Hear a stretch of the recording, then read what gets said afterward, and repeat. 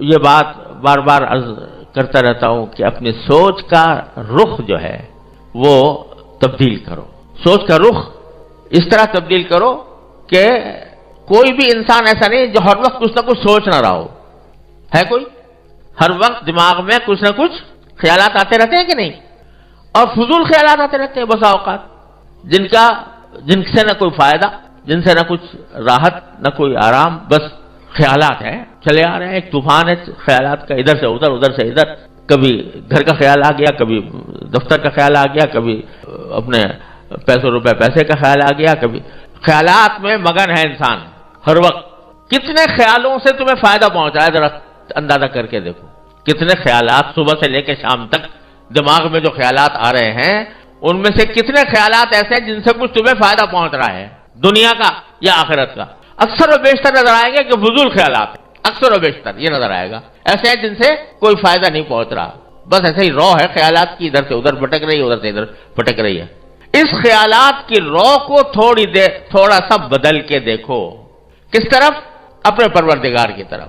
کہ دیکھو میرے پروردگار نے میرے لیے کیا کچھ نعمتیں دے رکھی ہیں مجھے، کس طرح مجھے زندگی عطا فرمائی، کس طرح مجھے آنکھیں عطا فرمائی، کس طرح مجھے کان عطا فرمایا، کس طرح مجھے بینائی عطا فرمائی، کس طرح مجھے صحت عطا فرمائی، کس طرح میں صحت مند زندگی گزار رہا ہوں، کس طرح مجھے اللہ تعالیٰ رزق دے رہا ہے، کس طرح مجھے راحت اور آرام مل رہا ہے.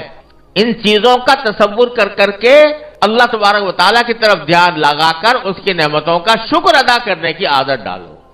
جب کبھی یہ بات ہو جائے گی تو ہر لمحے ہمارا ذہن اللہ تبارک و تعالیٰ کی طرف متوجہ رہے گا کہ اللہ ابھی سردی کا موسم ہے، الحمدللہ آپ نے مجھے اچھے کپڑے دے دیے ہیں کہ جس سے مجھے راحت مل رہی ہے.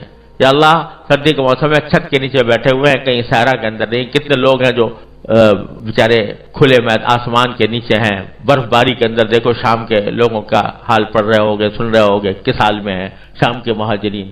تو ان کے تصور کرو اور پھر دیکھو اپنے آپ کو دیکھو. ان کے مقابلے میں روٹی انہیں میسر نہیں آ رہی ہے، رات کو سر کے اوپر چھت نہیں ہے، برف باری سے بچنے کا سامان نہیں ہے، کھانے کے لیے بچوں کو کھلانے کے لیے کوئی چیز نہیں میسر ہے. ان کا تصور کرو اور پھر دیکھو اپنے آپ کو. اے اللہ کہ آپ نے کیسا کرم فرمایا ہوا ہے مجھ پر کہ مجھے رہنے کے لیے مکان بھی آرام دے رکھا ہے. اے اللہ آپ نے مجھے کھانے کو بھی دے رکھا ہے. اے اللہ میرے بچے بھی خوش ہیں. اے اللہ میری تندرست بھی ہوں. اے اللہ نہ سردی سے پریشان ہوں، نہ گرمی سے پریشان ہوں. آپ نے ہر چیز کا مجھے اہل دے رکھا ہے. ان چیزوں کی طرف دھیان جو بھٹک رہا ہے نا خیال ادھر سے ادھر، اس بھٹکے ہوئے خیال کو اپنے اوپر اللہ تعالیٰ نے جو نعمتیں عطا فرمائی ہے ان کی طرف متوجہ کرو. جتنا اس کی طرف متوجہ کرو گے اور اس پر اللہ تعالیٰ کا شکر کرو گے، اللہ تبارک و تعالیٰ کے شکر کی عادت ڈالو گے، اتنا ہی اللہ تبارک و تعالیٰ سے قرب حاصل ہوگا. اور جب اللہ تعالیٰ سے قرب حاصل ہوگا تو یہ مال کی محبت، یہ جاہ کی محبت، یہ شہرت کی محبت، یہ منصب کی محبت، یہ سب ہیچ در ہیچ نظر آئیں گے. کوئی منصب، کوئی عہدہ، کوئی شہرت، یہ سب ہیچ در ہیچ ہو جائیں گی جب اللہ تبارک و تعالیٰ کے ساتھ یہ تعلق قائم ہوگا. تعلق مع اللہ تبارک و تعالیٰ سے محبت کا تعلق جو قائم ہو جائے گا. اس کی نعمتوں کو سوچو گے، اس کے ساتھ محبت پیدا ہوگی. محبت پیدا ہوگی، اللہ تعالیٰ سے قرب بڑھے گا. قرب بڑھے گا تو اللہ تبارک و تعالیٰ تمہیں اپنا صحیح معنی میں بندہ بنا دیں گے. پھر یہ جو دنیا بھر کے خیالات اور گناہوں کے وسوسے آتے ہیں وہ انشاءاللہ رفع ہو جائیں گے. پھر دنیا کی مال و دولت اور راحت اور عزت اور شہرت اور منصب اور یہ سب چیزیں جو ہیں یہ ہیچ در ہیچ ہو جائیں گی. اللہ تعالیٰ اپنے رحمت سے عطا فرماتے ہیں. حضرت شیخ عبد القادر جیلانی رحمۃ اللہ علیہ کی طرف منسوب ہے کہ ان کو سنجر ایک جگہ تھی، تو اس کا سلطان تھا، اس کا بادشاہ تھا. تو وہ حضرت شیخ عبد القادر جیلانی رحمۃ اللہ علیہ کو اس نے پیغام بھیجا کہ میں اپنے سارے سنجر کی سلطنت جو ہے وہ آپ کو پیش کرنا چاہتا ہوں، آپ اس سلطنت کے مالک بن جائیں اور سلطان بن جائیں. یہ پیشکش کی پوری سلطنت کی بادشاہ نے. اللہ!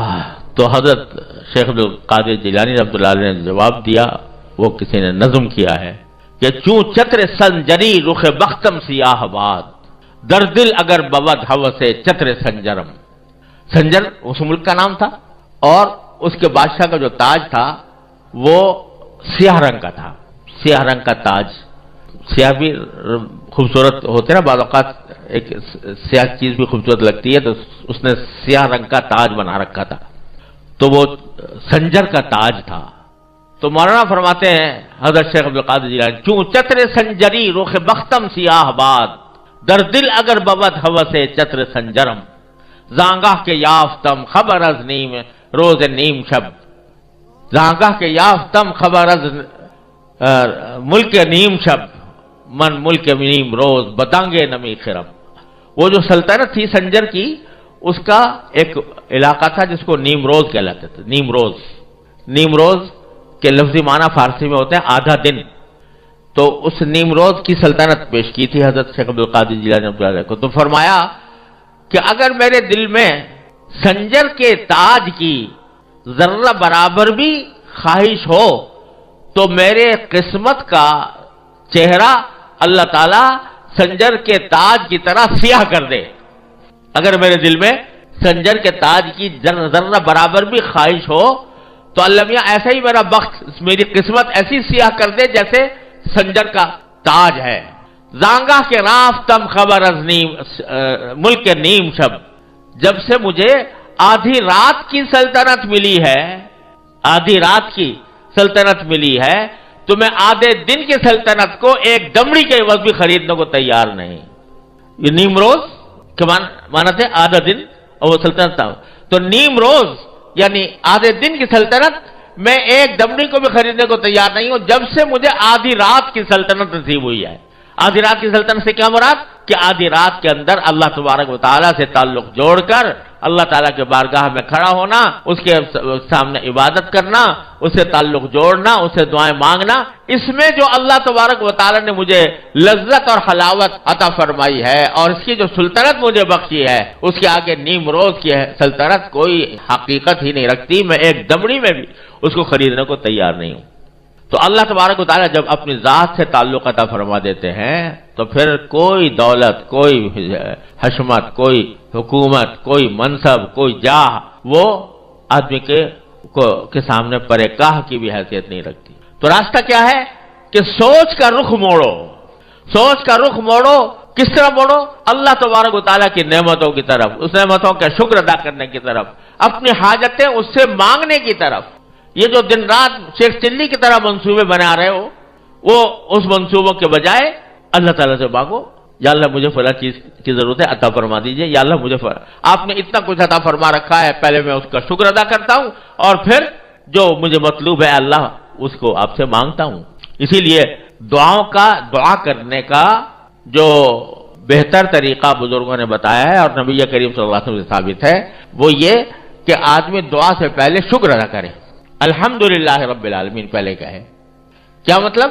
کہ اگر صرف بغیر اللہ تعالیٰ کا شکر کیے حاجت مانگو گے اللہ تعالیٰ سے تو گویا ایک طرح سے کہیں اس میں شائبہ پیدا ہوتا ہے شکوے کا. جیسے میرے پاس کچھ ہے تو ہے نہیں، میں مانگ رہا ہوں، آپ سے مانگ رہا ہوں. لیکن پہلے شکر ادا کر لو کہ جو موجودہ نعمتیں ہیں ان پر شکر کر کے اعتراف کر لو کہ اللہ آپ نے مجھ پر بہت نعمتوں کی بارش کر رکھی ہے، ساری تعریفیں آپ کی ہیں، سارا شکر آپ کا ہے. پہلے شکر کر کے اللہ تبارک و تعالیٰ کے نعمتوں کا اعتراف کر لو اور اعتراف کر کے شکر ادا کر کے پھر کہو کہ اللہ بہت کچھ دے رکھا ہے لیکن یہ حاجت ہے میری، یہ حاجت بھی پوری فرما دیجیے. تو پھر دیکھو وہ ایک طرف شکر کے نتیجے میں ایک شکر کی عبادت تم نے ادا کر دی اور اللہ تبارک و تعالیٰ کے سامنے اپنی حاجت بھی پیش کر دی. تو دونوں چیزوں سے تمہارا تعلق اللہ تعالیٰ سے مضبوط ہو جائے گا، شکر سے بھی اور دعا سے بھی. تو اپنی سوچ کا محور، سوچ کا مرکز، سوچ کی لہر وہ اس طرف کرو، شکر کی طرف اور دعا کی طرف. اے اللہ جو نعمتیں آپ نے دی ہیں اس پر شکر، اے اللہ اس والا چیز کی حاجت ہے مجھے عطا فرما دیجیے. اگر یہ سوچ اور یہ بات جس طرح زبان سے، یہ شکر اور دعا یہ جس طرح زبان سے ہوتی ہے اسی طرح دل سے بھی ہوتی ہے. چلتے پھرتے دل میں یہ کرتے رہو، یا اللہ میں باہر نکلا تھا آپ نے اچھی سواری عطا فرما دی، اللہم لک الحمد لک الشکر. یا اللہ بیٹھ گیا ہوں مجھے منزل تک آسانی سے پہنچا دیجیے. یا اللہ میں گھر میں داخل ہونے والا ہوں، گھر والوں کو خیر عافیت سے پاؤں، اچھی حالت میں دیکھوں، کوئی برا منظر سامنے نہ آئے. اے اللہ جب میں گھر میں داخل ہو گیا سب کو اچھا حال میں پایا، یا اللہ آپ کا فضل و کرم ہے، آپ کا شکر ہے، اے اللہ ان کے درمیان محبتیں قائم رکھیے، اے اللہ ان کو آپ اپنے دین دنیا کی ترقی عطا فرمائیے، صلاح و فلاح عطا فرمائیے۔ غرض کون انسان ایسا ہے جو حاجتوں میں جکڑا ہوا نہیں ہے؟ تو ایک طرف اللہ تعالیٰ کی نعمتوں کا شکر ادا کرتے رہو، دوسری طرف اللہ تبارک و تعالیٰ سے اپنی حاجتیں مانگتے رہو۔ یہ اپنی سوچ کا رخ اس طرف موڑ دو، اس طرف موڑو گے تو جب اس طرف یہ سوچ کا رخ مڑے گا تو یہ جو شیطان دل میں ڈالتا ہے، مال کی محبت ڈالتا ہے، اس سے بخل پیدا ہوتا ہے اور ناشکری پیدا ہوتی ہے اور ناجائز کاموں کی طرف دھیان ہوتا ہے، یہ سارا دھیان مڑ کر اللہ جل جلالہ کی طرف چلا جائے گا انشاءاللہ۔ اس کی فکر چاہیے، اللہ تعالیٰ مجھے آپ کو سب کو اس کی فکر عطا فرمائے۔ شکر کی کثرت، اللہ تعالیٰ کی نعمتوں کا استحضار، اس پر شکر کی کثرت، اور اپنی ہر چھوٹی بڑی حاجت اللہ تبارک و تعالیٰ سے مانگنا، مانگتے رہنا، بس یہ کام کرنا، تو دیکھو انشاءاللہ کیا سے کیا ہو جاتا ہے۔